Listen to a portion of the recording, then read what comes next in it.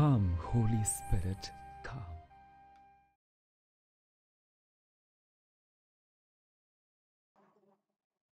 সকলকে জয় যিশু। আজ 5ই ফেব্রুয়ারি। আজ খ্রিস্ট মণ্ডলী সাধু পিটার ব্যাপটিস্টের স্মরণ দিবস পালন করছে।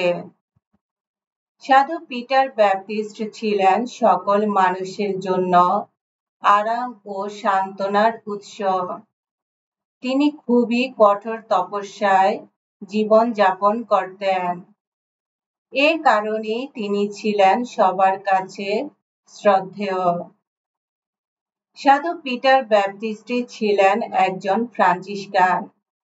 1592 খ্রিস্টাব্দে ম্যানিলার ক্যাথিড্রাল গভর্নরের সামনে দেশের জনগণের বিরুদ্ধে গভর্নর যে সকল অন্যায় অন্যায্যতা করে যাচ্ছিলেন তার বিরুদ্ধে অভিযোগ তুলে ধরেছিলেন।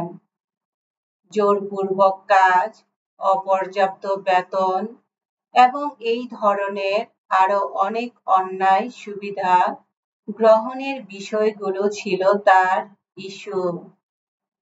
প্রথমে পিটার ব্যাপটিস্ট ব্যক্তিগতভাবে গুরুত্বপূর্ণ এই বিষয়গুলো সম্পর্কে গভর্নরের কাছে অনুরোধ জানান।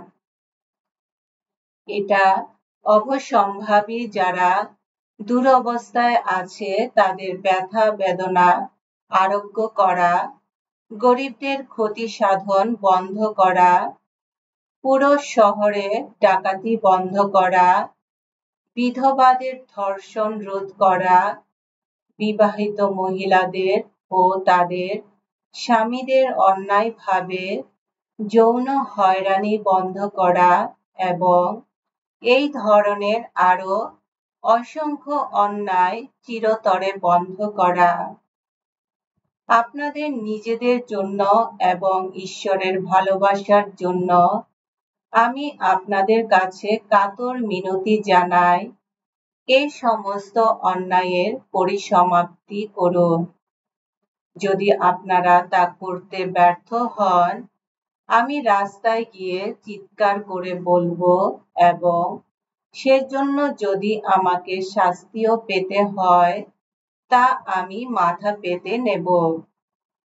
খোলা ময়দানে সবার সামনে আমি আপনাদের লজ্জায় ফেলতেও দ্বিধা করব না। যখন তার আবেদন ব্যর্থ হলো, তিনি উপদেশ বেদিতে দাঁড়িয়ে সমস্ত অন্যায্যতার বিরুদ্ধে কথা বললেন। এই পিটার ব্যাপটিস্ট কে? তিনি ছিলেন একজন স্পেনীয় মিশনারি। 1584 খ্রিস্টাব্দে তিনি ম্যানিলা এসে পৌঁছান। 8 বছর তিনি এই দেশে ছিলেন। এই 8 বছরে তিনি অনেক সুন্দর কাজ করেছেন যা তার জীবনের মাহাত্ম্যই প্রকাশ করে। তাকে সুপিরিয়র নির্বাচিত করার অল্পকাল পরেই তিনি নীরব প্রার্থনার জন্য একটি ঘর নির্মাণের প্রয়োজনীয়তা অনুভব করেন, যেখানে এসে মিশনারিগণ সময় সময় নিজেদের আধ্যাত্মিক ও শারীরিক জীবন নবায়ন করতে পারবেন। এই উদ্দেশ্য সাধনের জন্য দীর্ঘ অনুসন্ধানের পর তিনি সান ফ্রান্সিসকো ডেল মন্টে স্থানটি বেছে নেন, বর্তমানে যা বুইনোস শহরে নামে পরিচিত।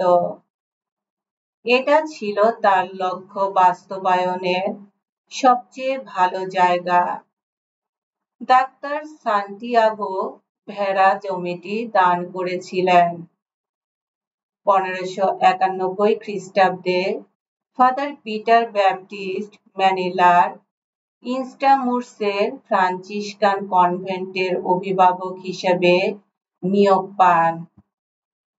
এর 1 বছর পর ম্যানিলার সর্বত্র এই খবর ছড়িয়ে পড়ল যে জাপানিরা ফিলিপাইন দখল করে নিয়ে যাওয়ার জন্য দৃঢ় প্রতিজ্ঞ।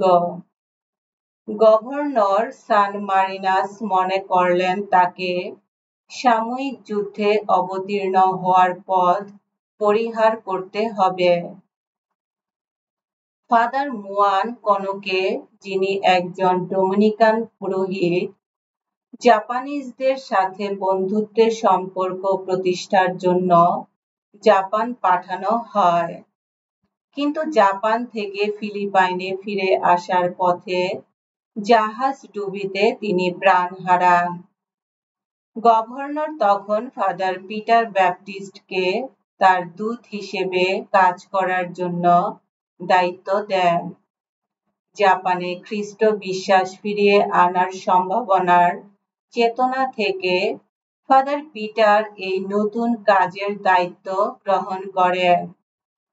1593 খ্রিস্টাব্দের মে মাসের শেষের দিকে তিনি জাপানের উদ্দেশ্যে তার যাত্রা শুরু করেন।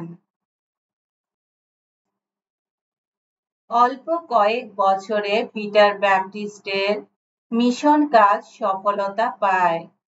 তিনি শুধুমাত্র ফিলিপাইনের জন্য শান্তি ফিরিয়ে আনলেন না, কিন্তু একই সঙ্গে জাপানে খ্রিস্ট ধর্ম ছড়িয়ে দেওয়ার অনুমতিও লাভ করলেন। কিন্তু যে কোনো সফলতা প্রতিহিংসা, ঈর্ষা ও ষড়যন্ত্রকে ডেকে আনে। কিছু জাপানিজ বৌদ্ধ পুরোহিতগণ এবং কিছু পর্তুগিজ সম্রাটকে বিশ্বাস করাতে সমর্থ হলেন যে স্প্যানিশ ফ্রান্সিসকান তাকে সিংহাসনচ্যুত করবেন এবং দেশকে স্পেনের লোকদের হাতে হস্তান্তর করবেন।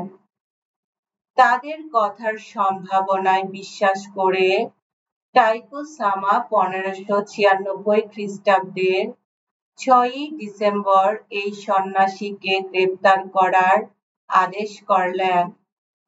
অল্প কয়েক সপ্তাহ পরে 29শে ডিসেম্বর তাকে মৃত্যুদণ্ড দেয়া হলো।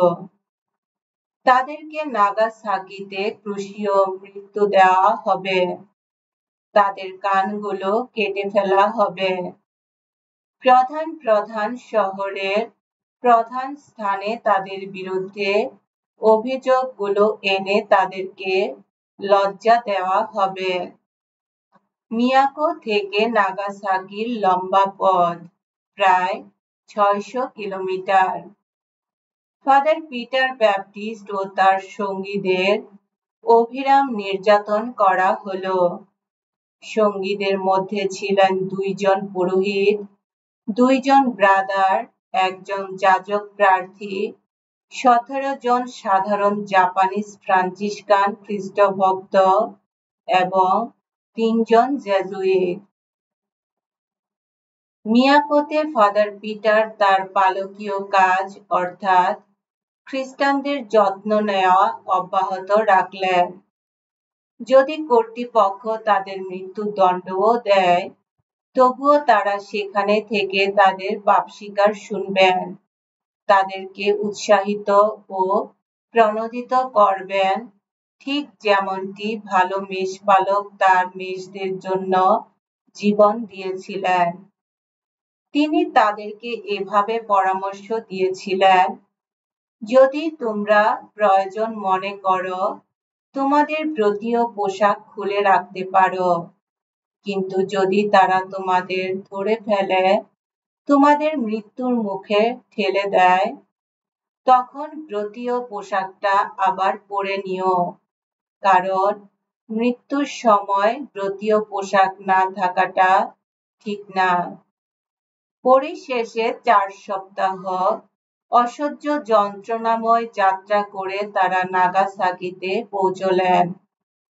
1597 খ্রিস্টাব্দের 5ই ফেব্রুয়ারি প্রায় সকাল 11টার ঠিক করা হলো তাদেরকে ক্রুশবিদ্ধ করা হবে।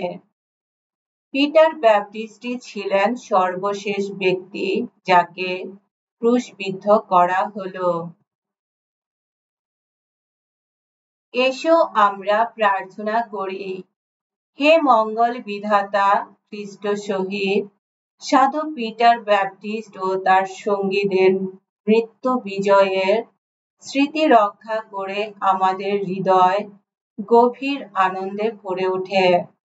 অনুনয় করি তোমায়, তাদের বিজয় লাভের কথা স্মরণ করে আমরা যেমন আনন্দ পাই, তেমনি যেন আমাদের দুঃখ বিপদের দিনে তাদের নির্ভীকতা ও অনুকরণ করতে পারি। তোমার পুত্র আমাদের প্রভু যীশু খ্রিস্টের নামে এই প্রার্থনা করি। পবিত্র আত্মার সংযোগে তোমার সঙ্গে জীবনময় ও সর্বনিয়ন্তায়িত রূপে তিনি যুগে যুগে বিরাজমান। আমেন।